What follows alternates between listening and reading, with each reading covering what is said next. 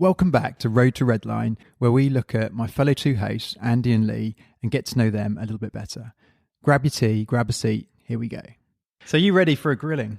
I'm ready for a grilling, I think. Yes. In that case, let's do it. Right then, Mr. Brookes. First car. Volkswagen Beetle. So in the right vein. 67. How long ago was that? 1986. Oh, many moons ago. Yeah. Many moons ago. Revealing your age a little bit there. Yeah, already. Yeah. Yeah, I bought it before I had a driving license. So Excellent. Okay. Yeah. And why Beetle then? Was that like cheapest car you could get? Or No, was it it was a targeted purchase? Targeted purchase, definitely. Okay. I was into custom car and street machine at the time. So all those years ago. Were you sort of cowlook Oh, era? yes, exactly. Yeah. So Keith Toomey with the red. Okay. So you sort of lowered and T-bars and... Well, it never got that far, unfortunately. Yeah, it started on my mum and dad's driveway. It was dissembled on my mum and dad's driveway, much to their disgust. About a year after, made it over to my granddad's garage, and that's where it sort of hung, really, for a few years. So, yeah, it never actually got back on the road. Is it still there now? No.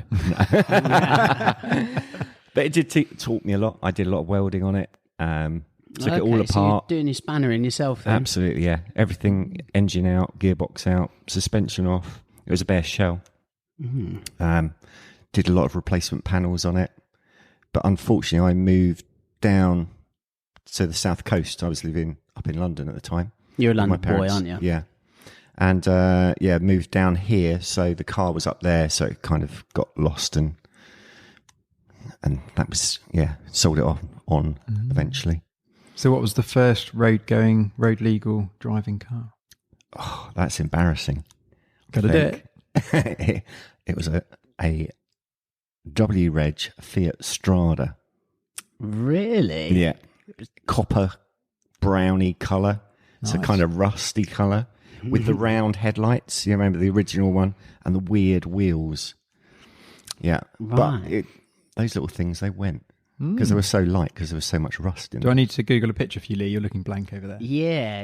Really? I'll do that now. Yeah, when have you a said look. W Reg, I thought, 2000 model. But No. no. No, it's 1980. How long have you had that Beetle?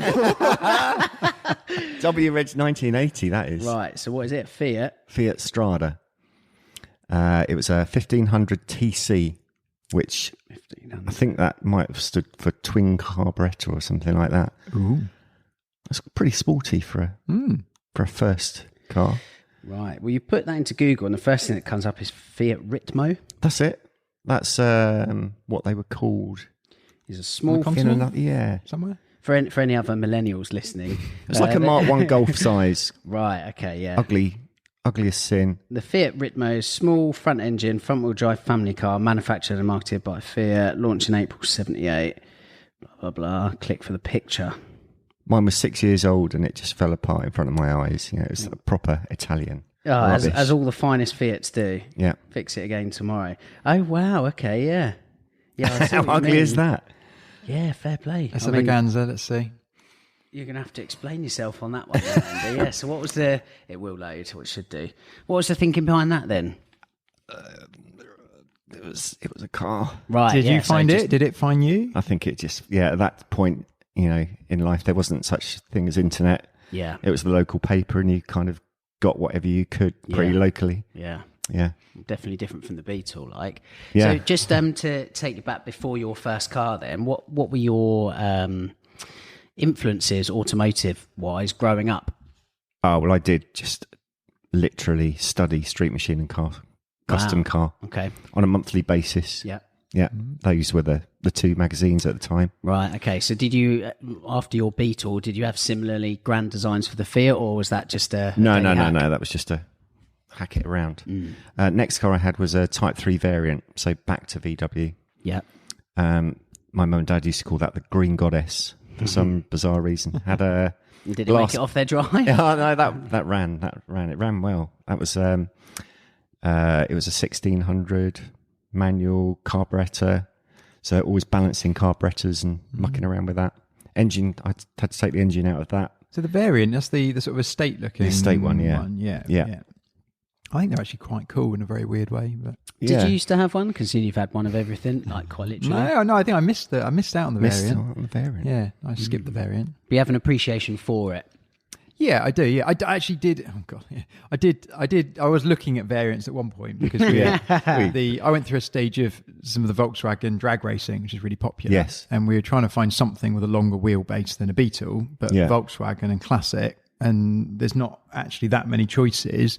But the variant has a marginally longer wheelbase, and space, so you could have done silly things with it. But yeah, it never kind of materialised. But right, okay, it was on the cards for a moment. Well, did you take yours drag racing? No, probably did up Bournemouth High Street. But, so did you do any of the show scene? Did you do any of the Volkswagen? Oh yeah, Bug Jam. Did you? Yeah, went to the first Bug Jam. So that was 1986, I believe. Was that Santa Pod at the time? It was Santa Pod. I'm pretty sure it was the first one. Don't quote me on that, but I think it was. And somehow I got my mum and dad to take me there.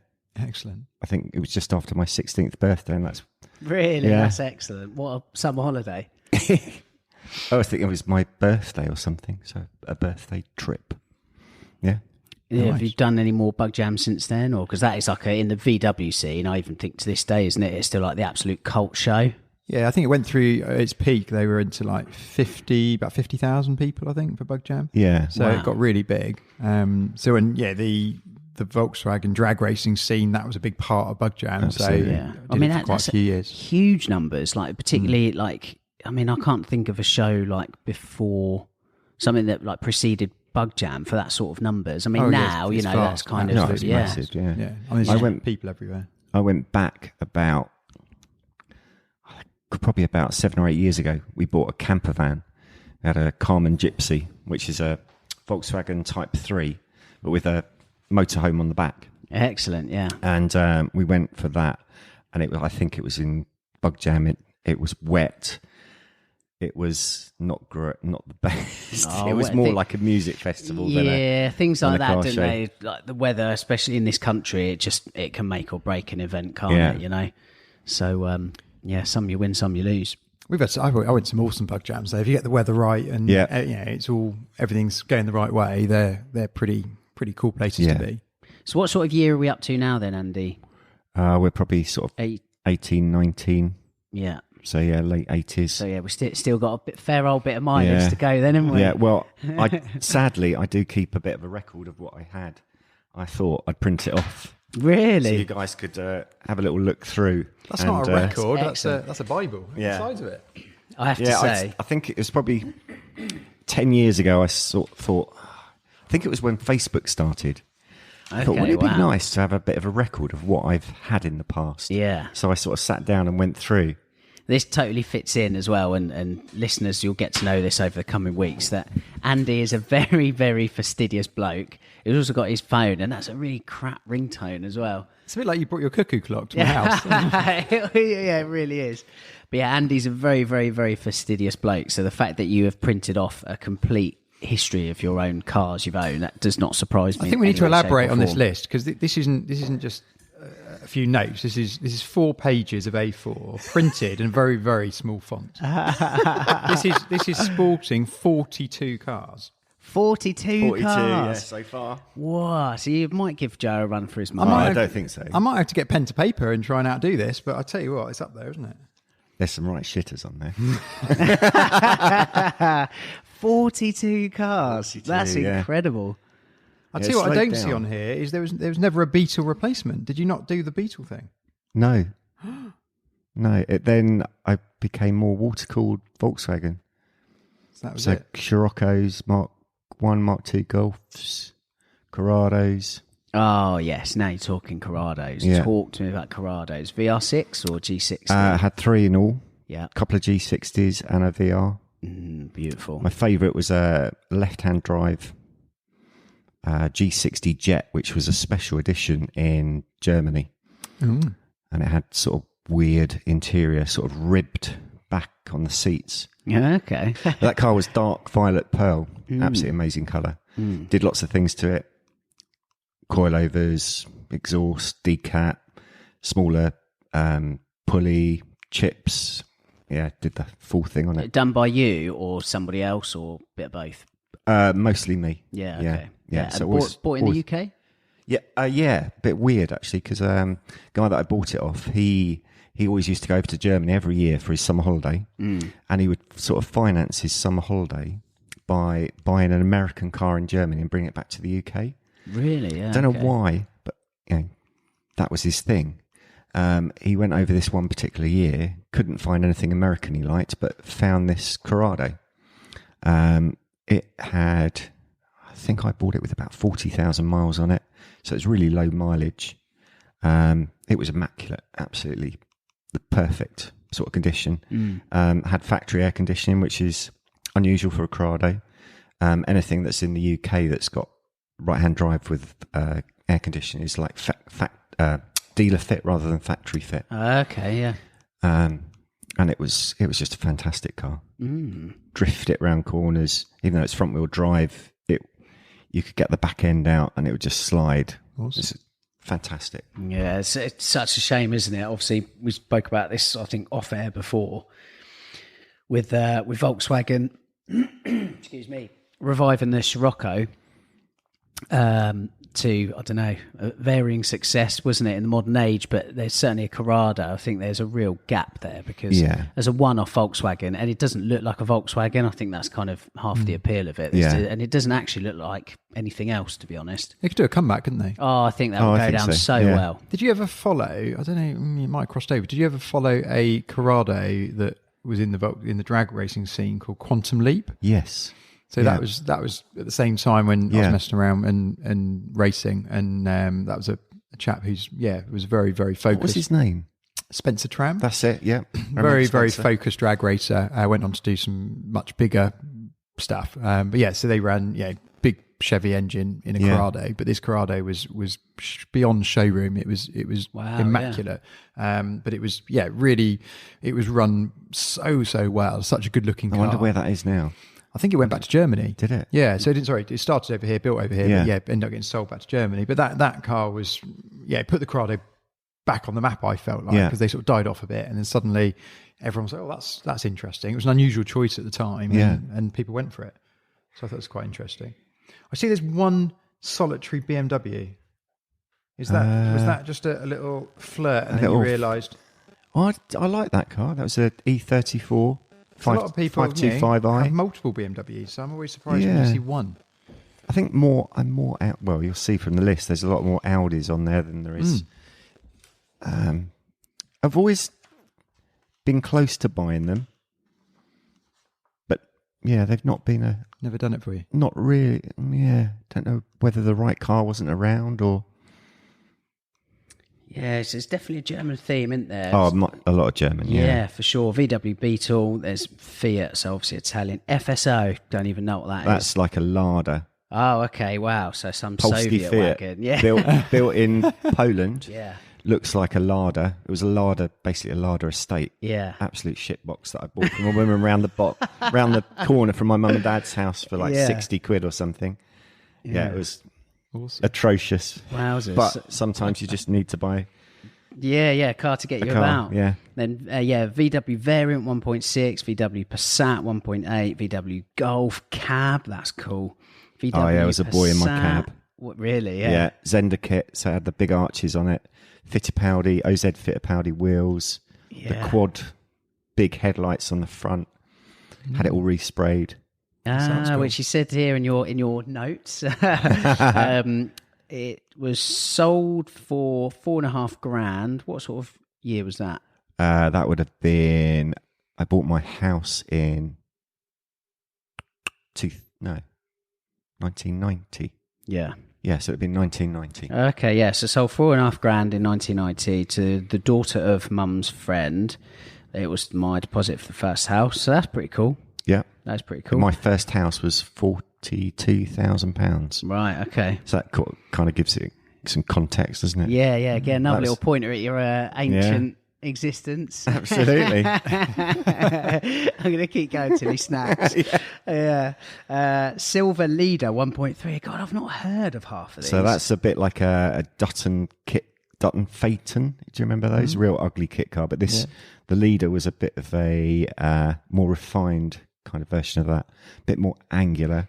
Okay. Based on a Chevette front suspension. It's excellent. I've got to read that out. So we're still talking about this silver. Is that how you pronounce it? Yeah. Okay. Silver Leader. So, great kit car with the hardest Avon rear tyres known to that man. thing's- That's rare. Avon tyres usually soft as you like. No, but, these weren't. I think they were a bit old. Right, yeah. Okay, many rear ends lost, RIP. Chassis around the rear suspension had problems and I welded badly. This is Andy's own notes here. Sold for around 1,500 quid-ish to a local teenager. He spent lots of money having it sprayed black. Then he found my dodgy welding. Subsequently received loads of solicitor letters claiming his money back from me. I have ignored them all. That is absolutely champion. Don't buy a second-hand car off of me. No, I was going to say, if ever you're selling a car, do not buy. So then we go to an Opel Record. Record, yeah. Right, okay, bought for 50 quid. Yeah, there's lots of real shit cars bought for under £100. So cool, yeah, literally. Bought for a nifty. VW Polo 1.3, classic saloon. Oh, yes. Very Partridge. Audi Coupe 2.1. So yeah, VW Scirocco, Ford Fiesta. Can we just go back to your pronunciation there? What, Scirocco? A Scirocco. Yeah. Scirocco. What's a Scirocco? Did I say Scirocco? You said did, it twice. yeah. Oh, okay, take on. Tomato. Scirocco. Scirocco. Yeah, fair one. I stand corrected. This goes on for ages with your V-dubs. Then you go Japanese, Honda Civic. Oh, that was a funny little thing, that was. 78 car, so that must be the Mark 1. Yeah, that was Mark 1. Which we have very fond Yeah. recollections Jeez. driving. And So it's no brakes. God knows how, we ended up borrowing one of these, exactly What, that. Mark 1? Mark 1. It was the Honda UK press car, wasn't it? Or like Have you seen the little fleet Honda car. E? No. The new Someone else said electric about Honda. this. So Yeah, it looks just, I it's saw a got picture styling somewhere. cues from the Mark 1 Yeah. Civic. It's really cute. You but need to have a look at This that. Mark 1 was like, I don't know, it was out of a museum somewhere, wasn't it? It was mint, absolutely mint. Oh, mine was hand painted blue. And we the other end of the abused scale. it. I mean, we really literally screamed this thing It was around. on its door handles. Yeah. Fair, I mean, yeah. I've never seen a car lean over quite Was so it far. manual? Yeah. It was, yeah. Mine Manual, was auto. orange. It was, I yeah. think it's two or three speed auto. Right, okay. Yeah, this was... Sorry, I'm interrupting your story. it's Then good. No, Go on, it's go good. for But it. yeah, no, it was good fun. Yeah, I remember being the pedals being so small in that car. Everything was Yes, small. everything was Yeah, small. yeah. I remember being sat so close to Lee, it was awkward. That was cracking, to be honest with you. I remember I used to say take it to work. It was my only form of transport to work at the time. And one of my mates going around the car park in our work car park, just going round and round with this little stupid smile on his face with the handbrake at every corner. Going around the car park. It's a stupid little car. It was funny. Yeah. He's only on page 2 of the notes. It is, so far. Yeah. 2 or 4. I'm just trying to pick extensive out list. any gold. But to be honest, this is just gold dust, this entire sheet, isn't it? So Gold shit. yeah, no, you can see like there's, and so yeah, page 2 was largely VW with the odd hand grenade thrown in there. Yeah. And then page 3, there's a lot of Audis. You had a wobble at a Saab. Back into Yeah, a couple of VW, Saabs. Super Impreza WRX estate. Huge respect. Absolutely huge respect for that. That was another hard-tired vehicle. Yeah. Yeah, I remember going down Matcham's Lane Yeah. and going over the bridge that goes over. Yeah. There's kind of sharp corners either side. Yeah. And that thing had such hard tyres on the back, it stepped out big style. And I was all the way across the road. I don't Really? know how I got it back. Yeah, they're cool. They're seriously cool. So I only could afford the petrol for 2 months because they drink fuel, those things. Yeah. Unbelievable. Have you ever had one? Subaru? Yeah. Yes. Of course he has. Obviously, he's had one. Oh, yeah, well, it's sort of. So I bought a Subaru Legacy Estate Nice. from the local auction, and then literally with a disc cutter, cut the front off it and stole the engine and put it in the back of a Beetle. Ah, yeah, of course. And went drag plans. racing. Yeah. So yeah, that's what we did with those. Yeah.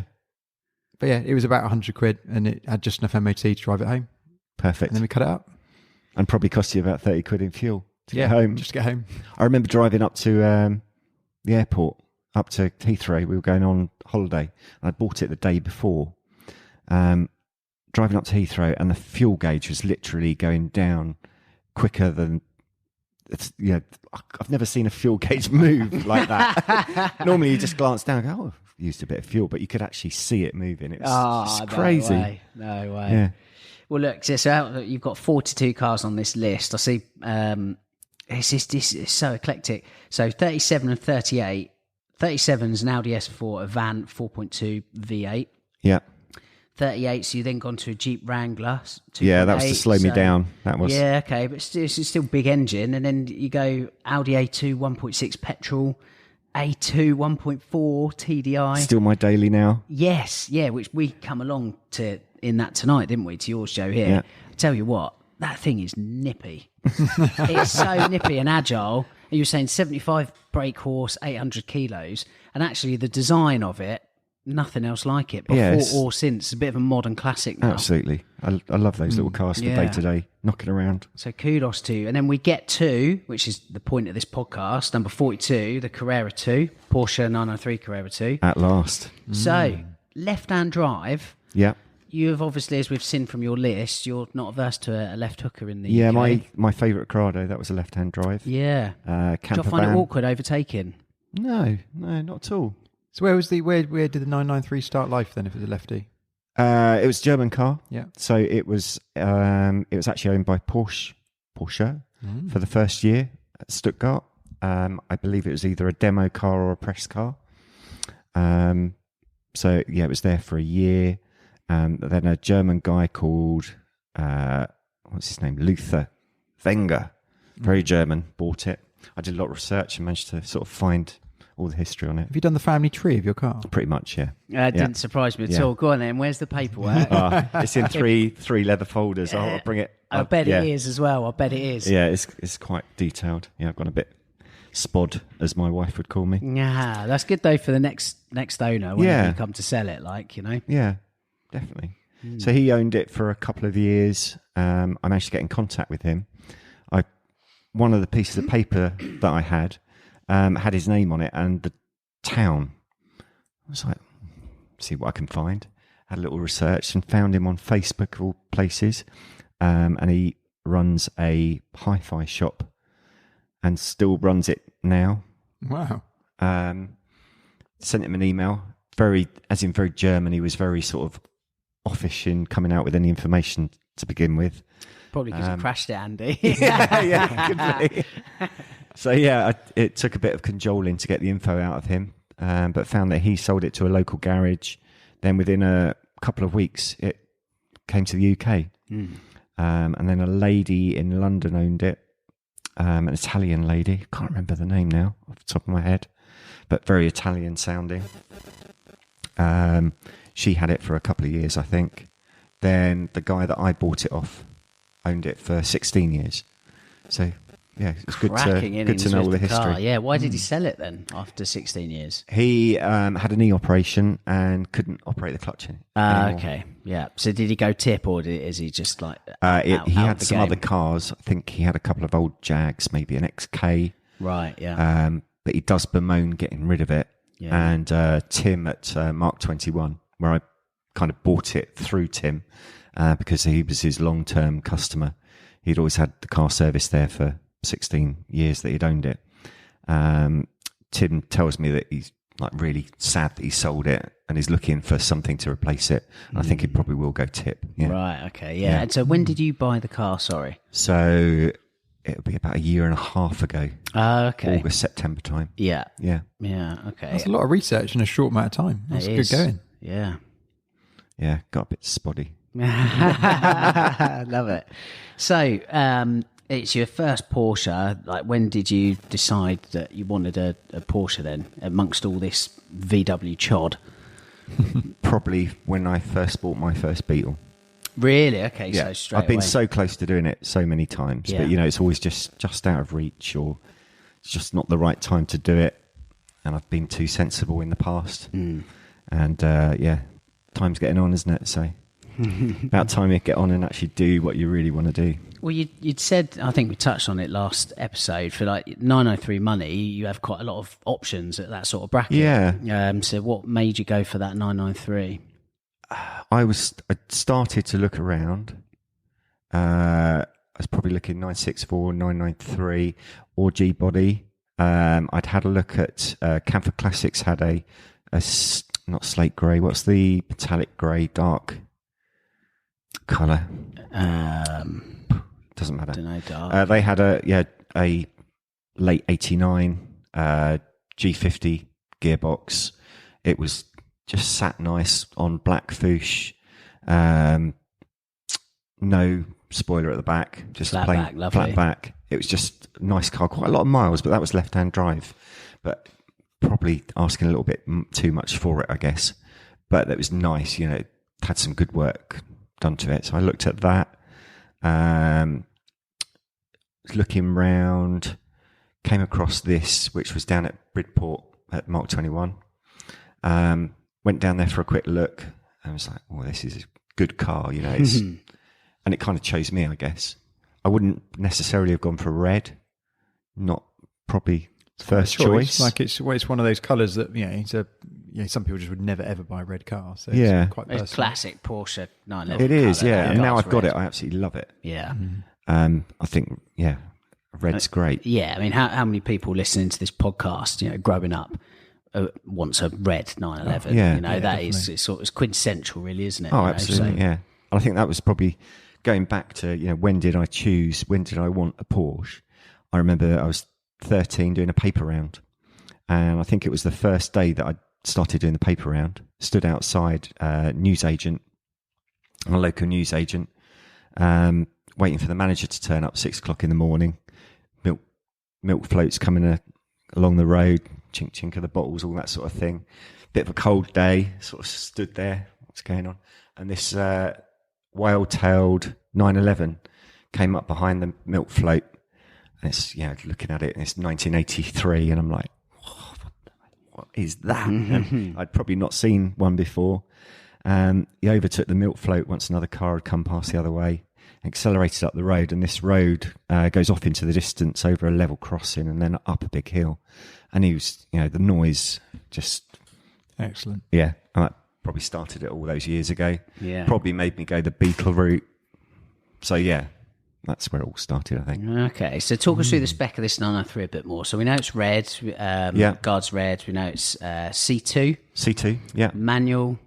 It's coupe, obviously. Sunroof, non-sunroof? Non-sunroof. Okay. Aircon, factory LSD. It's a lovely little spec, that. It is, yeah. It's got all the right bits. And the guy that had it before me kind of added a few nice little bits as well. So it's got a RS steering wheel. Yeah. He had the seats converted from comfort to sport seats by Southbound trimmers. So they do a great job. And those seats look brand new with, and they've got red stitching around them. It's got red seat belts, which when I first saw them, I was a bit, oof. I think that was probably because the car, when I first saw it, had red wheels as well. So it was all red on red on red. Very red, yeah. Yeah, so I've changed that since. I'm trying to think if there's anything else. It's computer. It's got cruise control. So it's got all the bits you want. Yeah, what really year is it? Is it Vario RAM or pre-Vario RAM? Pre-Vario RAM. Okay, yeah. So it's a 95 model year. So one of the last before it switched to Vario RAM. Yeah. Then, yeah. So Andy, give us a bit more of a lowdown on what your plans are for the red beastie this year. It's off the road at the moment. I had the fan imploded on itself.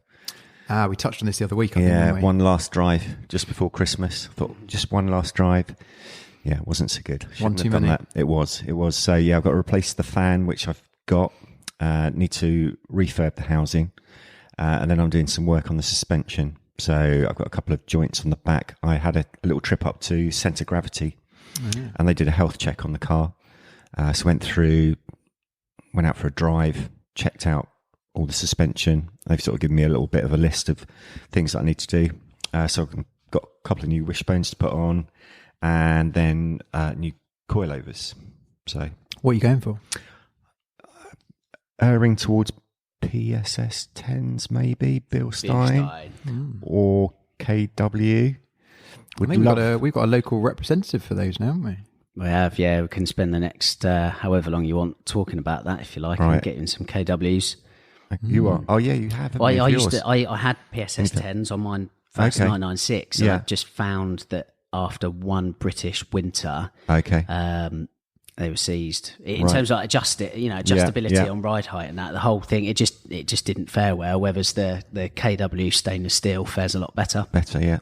Yeah. So that's the little PR plug for KW. It's just facts, that's it. I mean, I'd love to go for Rollins or something like that, but why? Why do you want to go for Öhlins? It's the gold, isn't it? And I think it's because they're trendy stuff. It's that I don't know. A lot of people, when you say to someone, coilovers when you go aftermarket, and Bilstein are good. KW, obviously, I really rate. But you say one of those guys, and people then say, "Well, why aren't you going for Öhlins?" And it's like, Öhlins, it's that or nothing. But actually, like Öhlins, they are track focused coilovers. It's a hardcore setup. And they have to be rebuilt. And they're a lot. twice as much. Yeah, exactly. And they have to be rebuilt a lot as a consequence. I mean, UK, we have shoddy roads here, real shoddy roads. And that's a hell of a workout. And so, fine if you want to do it and then just keep rebuilding it every 24 months. Yeah. But, there's other stuff out there that's I don't think my budget can stretch that far. So. Yeah. So KWs or PSS 10s. PSS 10s, A little bit of a clean up around the back end. So last year I did a lot of clean up around the front end. Front bumper was off. A lot of powder coating, plating, that sort of thing. So I'm going to do the same sort of thing at the back end. Excellent. Tidy up. Yeah. Things like heat shields and things. And keep it all up together. Yeah. Yep. So that's the plans for this year. Excellent. Well, I think that's definitely wrapped up an extensive, detailed list, I suppose, of your car history to date. I'm still impressed with your 4 pages. I think that's an absolute dossier, isn't it? There's lots in the locker there for sure. Yeah, I'm surprised it didn't come like ring bound. It was serious. That would have maybe gone a little bit too far. The car's history is ring bound. Okay, good. But I think that's really interesting, and hopefully that gives everybody a bit more of an insight into the weird and wonderful world. Spotty Brookes Wales. Yeah. Spotty Brookes, exactly. I'm sure we'll learn more about that, and you have little bits and pieces coming up in future episodes. Indeed. Right, okay, Andy, your 10 quick fire Porsche podcast questions. Are you ready for them? I is ready. All right, okay. Here we go then. Air or water? Air. Favourite Porsche model? 74 RSR. Very good. Favourite Porsche colour? Murano green. Ooh, is that made up? No, that's good. Real. Ultimate Porsche icon? It's got to be the Magnus, isn't it? 2 for Magnus. Lovely jubbly. Favourite track? I think it's going to be Spa, but I've never been, but from what I hear... Yeah, I wish I said that now. To Foosh or not to Foosh? Foosh. Very good. Stock or hot rod? Hot rod. Athletic or bubble butt? Athletic. Cars and coffee or track day? Track. And is the Cayman a real Porsche? No or no? Yeah. Yeah. Okay. Yeah. Fair play. Just. Fair play. It's a good 10. That's a good 10. So I think it's time we interrogated Lee. Oh. Who is Lee? Well, car history, I have to say, straight off the bat, I am nowhere near. In fact, I am boring compared to you guys. I'm sitting here, you've had 42 cars in your life. Joe, you've, like we say, well, we don't answers know, on a postcard with Joe. Yeah. You don't Joe even know. knows. Yeah, exactly. I wonder how long do you think it would take to go through the history and... I could try and make a list, I suppose, but you just forget about stuff, don't you? Yeah. Well, I mean, even before we came on air, Joe was telling us, wasn't he, about how he's just remembered he owns an original Fiat 500 that's stuck at the back of a body shop they'd forgotten about. Yeah. It's been there, 5 years, did you say? I think we're into year 5, embarrassingly. So, again, we're going to pick up lots of little nuggets like that on the way, I'm sure. So Lee, Joe's probably got more cars that he can't remember he's actually owning at the moment than Lee's actually had. I would say that's inaccurate. Should we start at the beginning, Lee? What have you had? Yeah, okay. So first car was a Mark IV Vw Polo. So there is a VW trend emerging here, I think, between the three of us. It was white. It was a 3-door. It was 1 litre, which basically meant there were power. meant there were 2 throttle positions on or off, and that was it, because you had to just floor it everywhere to move that thing. But do you know what? That car was really the beginning of just opening my eyes to kind of car culture generally.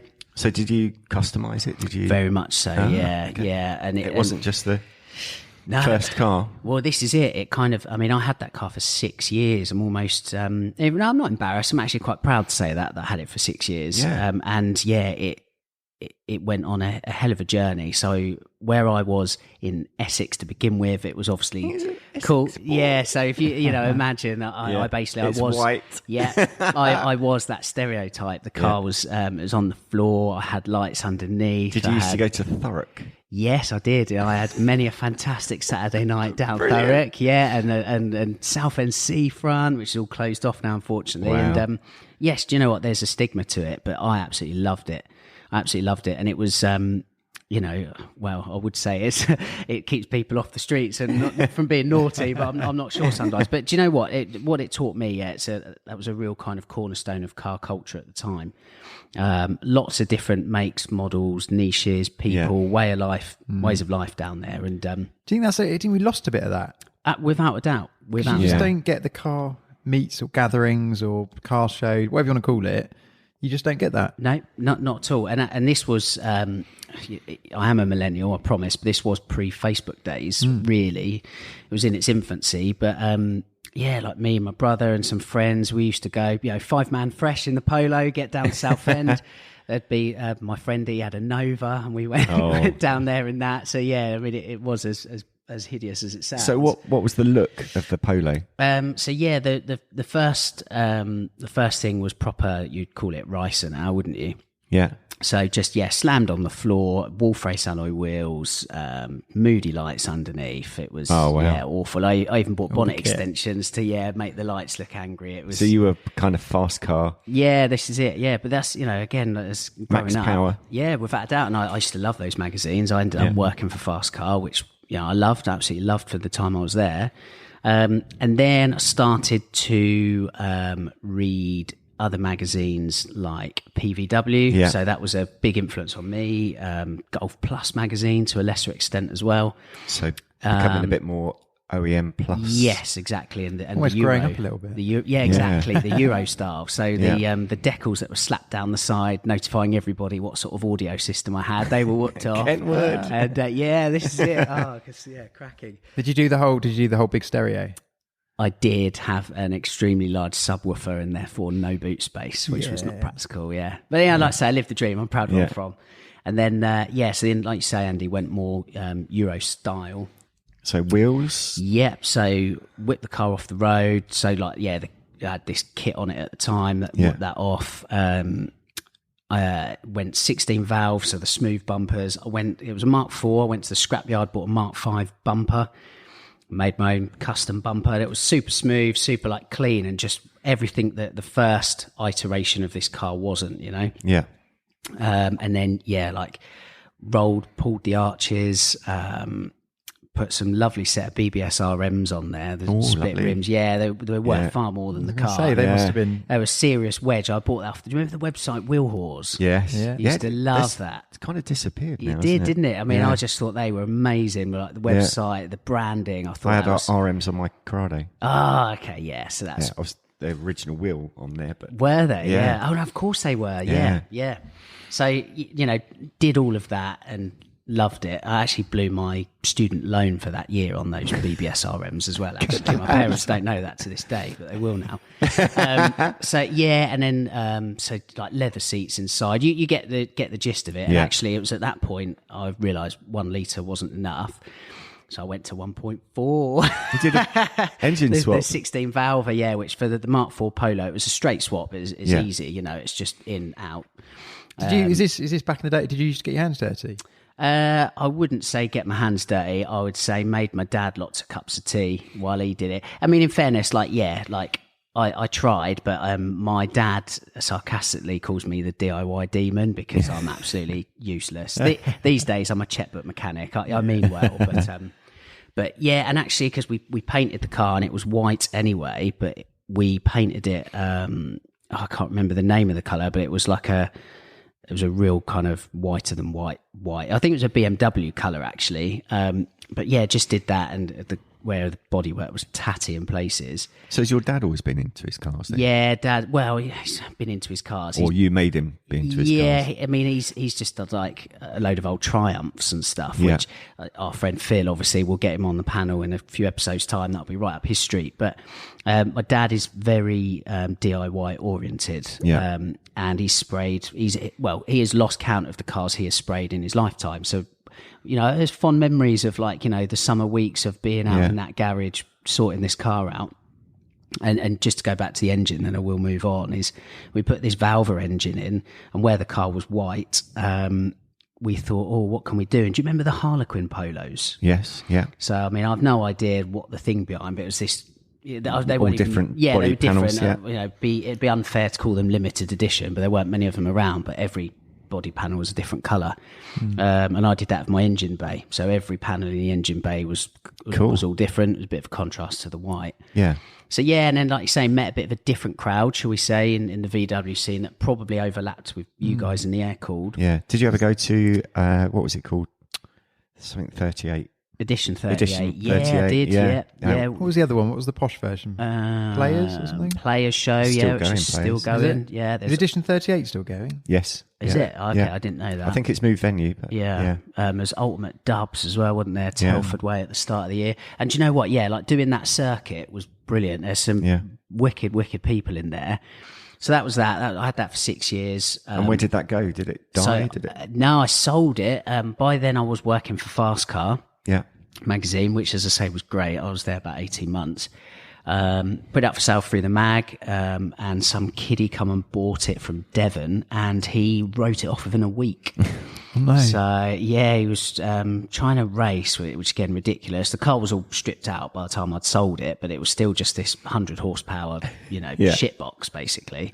And he was trying to race some MR2, ran out of talent pretty quickly, and then that was it. Wrote it off, and I was told about it, and 6 days later. So in a weird way, that's kind of nice for you, because then you haven't, it's not someone else running around in your car. Yeah. So if it ends up being quite a well-known car, and if you associate with the magazine, it'd always be Lee's car, wouldn't it? Yeah, that's the thing. And I mean, to be honest with you, I don't know what you guys think about memories of your first car, but I would still love to have that Polo just in a garage somewhere, and even if it's just one day a year, just to roll it out, because it reminds me of good times. So that was good fun. And then from there, I bought a Mark 1 MX-5, or Unos Roadster, as it's otherwise known, or Mazda Miata. I've actually had a few of them. I rate them. I like them. I'm surprised. Have you guys not had one? Because you've had like 1,000 cars each. I've had one. Have you? Of course, yes. Excellent. Yeah. That was it Unos? Unos. Yeah. That's the Japanese. Yeah. It was red soft top thing. Excellent. Yeah. Like it or not?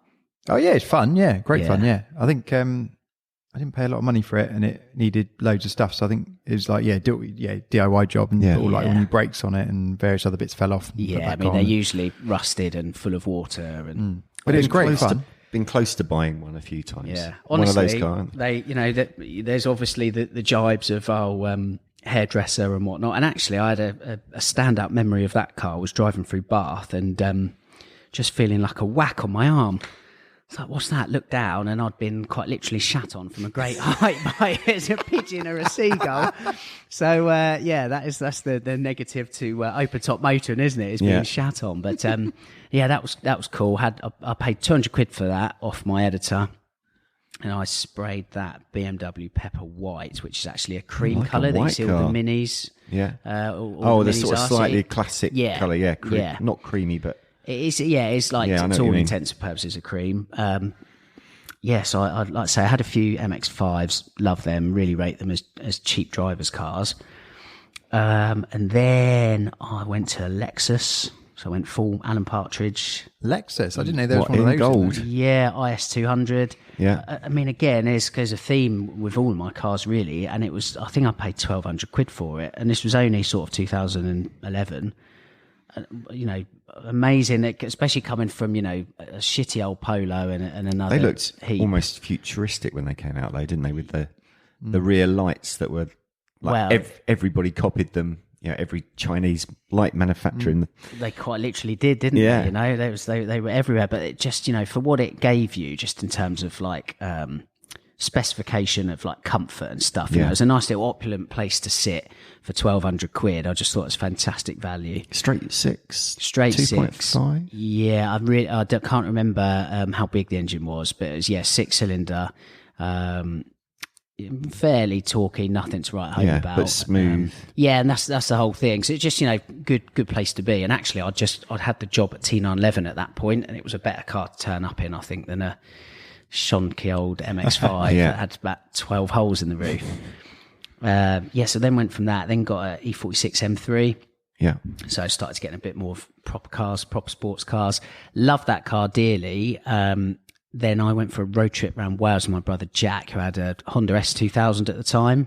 I love those cars, cracking cars. And I basically found that although I'd dust them in the straight line, that the plucky 2-litre 4-banger S2000 was just sitting behind us in the corners. And it just made me realise that an M3 is... it's a tarted up 3 Series, isn't it? There's no other way to look at it. Yeah, so bit of a one trick, isn't it? Yeah, that's it. So I sold that, and then that's when the 911 started, which was 996 C4 Gen 2, then a C4S turbo look car, and then the little Irish that I've got now. So it's extremely limited compared to you guys in terms of variety and whatnot. But there's still some serious variety there. Yeah. There's a lot of differences in those cars. There's some extremes, isn't there? From saloons to little sports cars to 911s. I suppose it was a smart much car more thrown in there. quality cars compared to my list of absolute. Well, I think growing up, something that my dad always taught me is to, don't chuck your money away. And so all the cars I bought, I bought with my money. And I didn't have when I was at Fast Car, when you're a T-boy, you're earning T-boy wages, so you cut your cloth accordingly. So I've always had what I've deemed to be good value for money cars, rather than overstretching myself, really.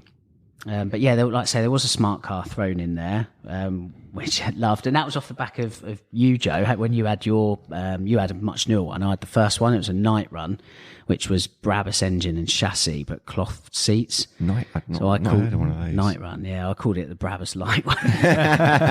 But my wife had a little Roadster. See there, the Brabus Roadster. That was I remember picking it up. We bought it up towards Salisbury way, and Sarah was. I don't know, she was doing yoga or something that night. I said, I'll drop you off and I'll go out for a little run. And I spent the next hour just laughing at how this little comedy car is just so low and so quick. So much boost. And it is, and it's hilarious to drive. The only worry I think with those is I would not want to crash in one.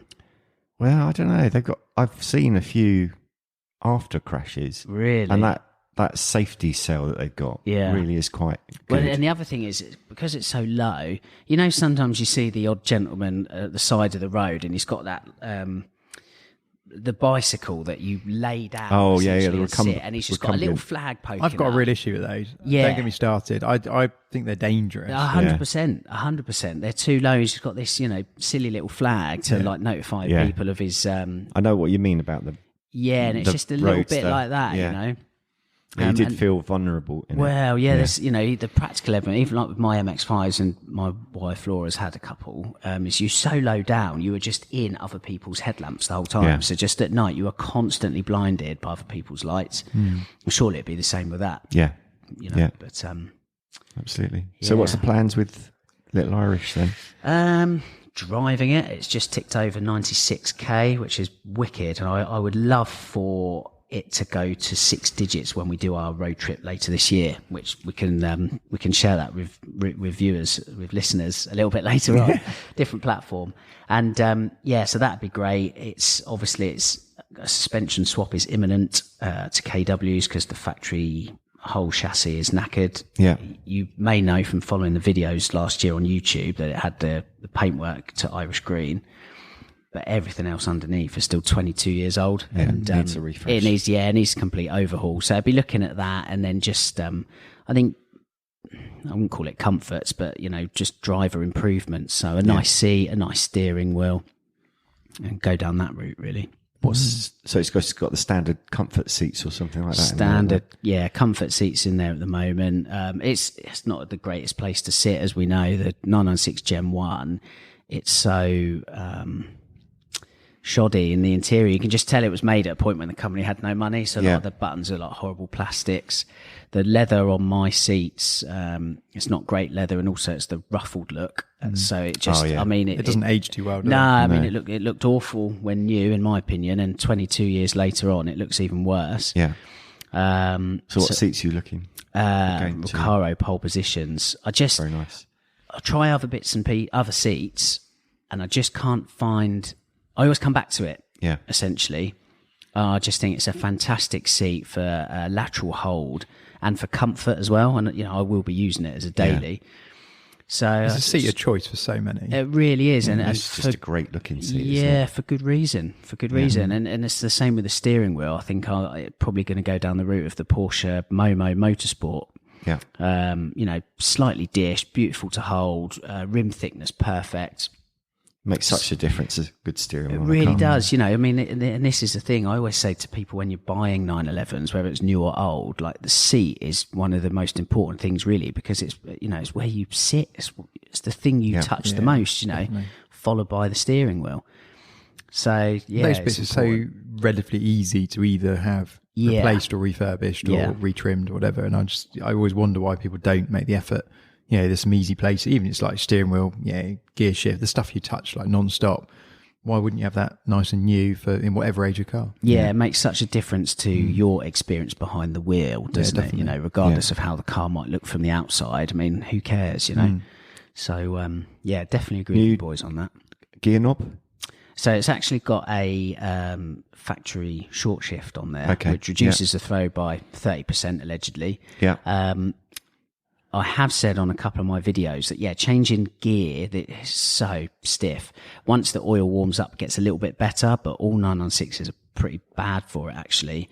And I've assimilated mine. Changing gear can be a little bit like the sword in the stone analogy at times. It just will not budge.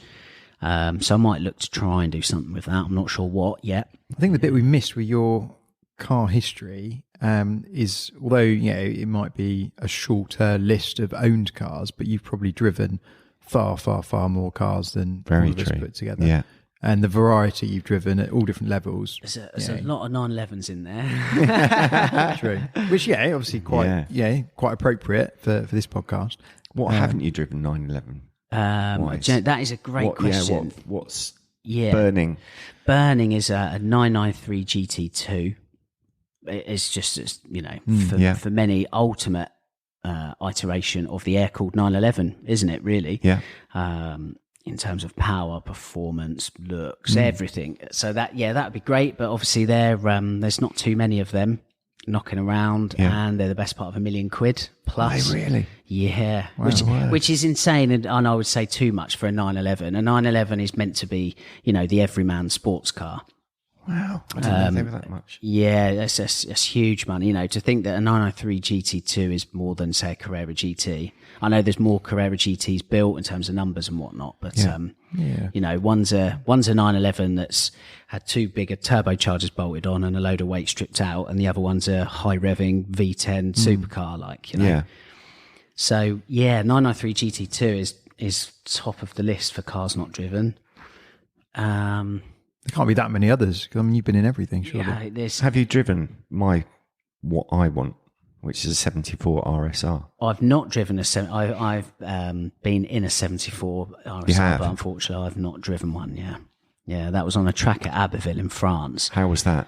Well, I can still hear the sound of that car now. Yeah, I really can. And what I have driven is the 3-litre RS, so the road-going version of that, the homologation car, but I've not driven the race car. And the difference between a road and race car, if you think RS to RSR, there's one letter's difference, but actually the reality is huge. So they're worlds apart, aren't they? Yeah, absolutely huge.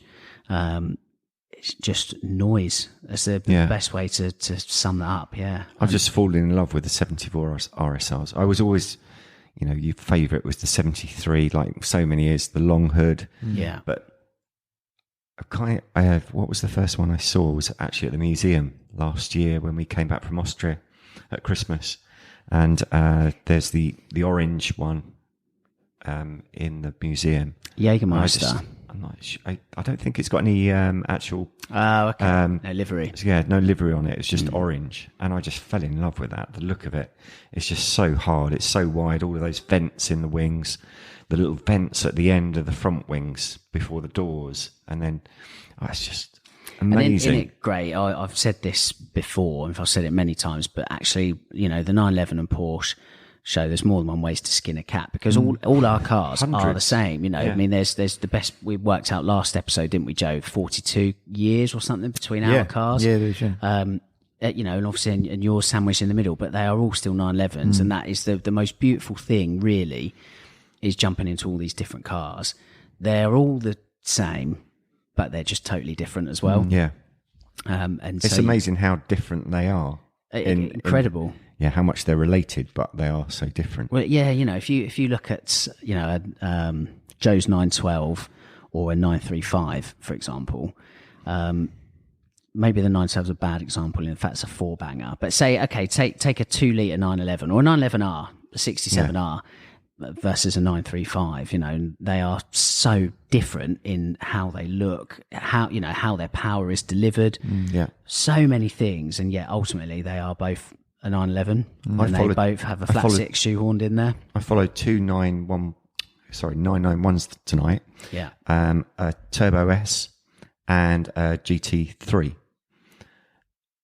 Predominantly, it's the same body shell, but how different do those two cars look on the road?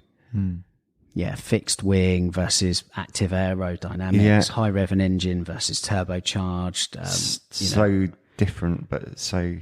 Oh, they're almost there. They're so close in model, but like you said, so far apart. But that's kind of sums up the whole 911 range, isn't it? It's extensive, but actually quite narrow. And this is the thing. I think that's why it leads to the fact that 911 owners are very fastidious. And your case example, Andy, from earlier on this episode, we were talking about your 903 and weighing up your options. You had a few options to buy before you did, but didn't pull the trigger. And that's not uncommon at all, because I think people really take the time to know what they want before they go for it. You don't just walk into Porsche and say, I want a 911. It's like walking into a clothes store and saying, I want a t-shirt. Well, what colour do you want it? What do you want it to be made of? Do you want anything on the front? This is that in car terms, Yeah. Well, it just turns into drugs, doesn't it? It is a drug, and you kind of want one of everything, and you can see how a Porsche collector turns. You can see, the slippery slope, isn't it? Big time. For sure. And I think once people get a Porsche, whatever it is, doesn't have to be a 911. They often stick with the brand. People, they might have a crisis and dabble off somewhere else. Aston Martins, Joe. Come back though, didn't you? A jab in there. Yeah, or Lotus again is another popular interruption, shall we say, for the Porsche crowd. But I think people invariably come back. And there seems to be a weird loyalty to Porsche. And a funny fact as well, a lot of car journos own Porsches. Oh yeah, big time. A lot of them. Yeah. It's common actually. Yeah, I've seen that. Yeah. So there's, that's no accident, is it? So what, out of all of the ones that you have driven, what, if you could go and pick the keys for any one of those tomorrow morning for what you've got going tomorrow on? Oh yeah, okay. What would you pick? I think, probably the 991R, 911R of 2016. And I think really just because it's a GT3 and some. Yeah. Obviously, it's the ultimate, really, I think, from the 991 generation at least. Real halo car, but it's still got that sleek 911 profile, which actually you could drive to the cinema, leave it outside, and no one really has to know what it is. Whereas if you take even a GT3 for that journey, you can look like a bit of a numpty.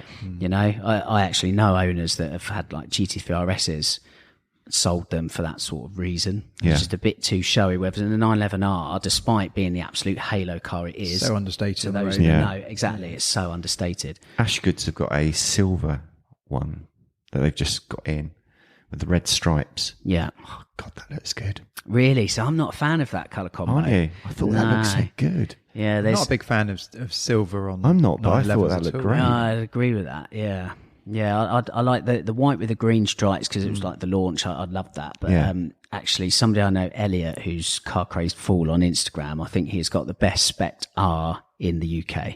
It's absolutely beautiful. Lava orange with the white stripes.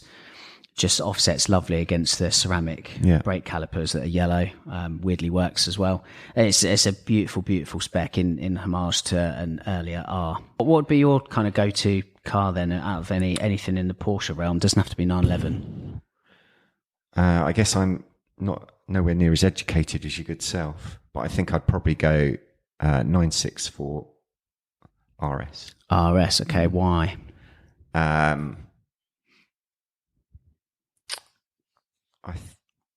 It's a very purist choice, that, isn't it? Yeah. Yeah, it is. Just good balance, not over the top. Yeah. Yeah, you just sort of under that 300 horse or around the 300 horsepower. It's fairly small. Oh, but then, yeah, I would. Yeah. Yeah. Excellent. Yeah. What about you, Joe? The trouble is, I side both ways to the newer cars and the older cars. So I think that's it makes it difficult. I think on the newer side, I've got a real hankering for. I really quite like the Gen 1 991 GT3 RS. Yeah. Okay. I think there's something about that that's really good fun. I quite like the fact it's a bit more. It doesn't feel quite as put together as the latest ones. And it's a bit more. It feels like it's come off the track, and everything's sort of a bit more race focused, bumps, and just a little bit. I don't know, everything's a bit looser, I thought. In a good way, and I think that as a bit of an ultimate weapon. It looks mad on the road. You can go and have an amazing track day with that, and you could drive it cross country just about, and it wouldn't rattle your teeth out. I think that'd be great fun. But then I don't know, I do like some of the specials are cool. I think if you went, the Speedster I think is quite a cool bit of kit. Yeah. Having now seen a few more of those around, I think that's pretty special. The R I think is amazing. I think the R is detail driven. It's one of those until you for sure. You almost got to spend a bit of time up close, and then you start to absorb the little bits and pieces that are different. And I think you don't realise, passing glance, you wouldn't have a clue. And it's only once you start going, okay, they've changed that and that and that and that. And over a GT3, the mag roof, double bubble, etc. Single mass flywheel. Yeah, and that's half that stuff you can't see, and even down to like the interior and the trim and the fits, and there's all sorts of little bits that I think they've actually been quite clever with. Yeah. I think the R is a special car. So I think all of those are interesting. But then you go, I don't know, and then you go the other end, and I think something a real early, pretty standard, 2-litre type car, I think is an amazingly special place to be. Yeah. Yeah. Okay, Lee, so this is your 10 top fire questions. Are you ready? Yes. Air or water? Water. Favourite Porsche model? R. Favourite Porsche colour? Irish green. Ooh. Ultimate Porsche icon? Vic Elford. Favourite track? Laguna Seca. Exotic. Tafouche or not Tafouche? Tafouche. Stock or hot rod? Stock. Ooh. Surprising. The eyes, the daggers there. Athletic or bubble butt? Athletic. Cars and coffee or track day? Track day. And last but not least, is the Cayman a real Porsche? Yeah, do you know what it is? Fair play. We'll let it in via the back door, but we'll let it into the family. Yes. All right, we'll take that. Grand. All right. Well, look, I think we should wrap up today. And what on earth are we going to do next episode and beyond? Are we going to get somebody in for next episode? Yes. So we did run over, didn't we, to listeners at the end of last episode about what we're going to do. Might be worth giving a refresh to your good selves at home. Yeah, so we're going to get some. Well, we're going to do both, aren't we? We're going to have some regular panelists. So these are going to be hopefully some friendly folk that are going to come on the podcast regularly-ish, do a spot, take part, get involved. And then the other side of the coin is going to be some interviews, which is going to be sort of one-off, more in-depth, with hopefully some slightly more interesting people, not to knock our columnists already. Yeah, exactly that. We have had one or two ideas and suggestions from people with regards to these interviewees, which are great. Some of them are thinking big, and we like that, so keep them coming, I would say. Our social media handles we'll put in the description of this, so again, just drop us a line on there. You can sign us off, Andy. The big goodbye. Well, thanks for being with us again this week, and this is Road to Redline.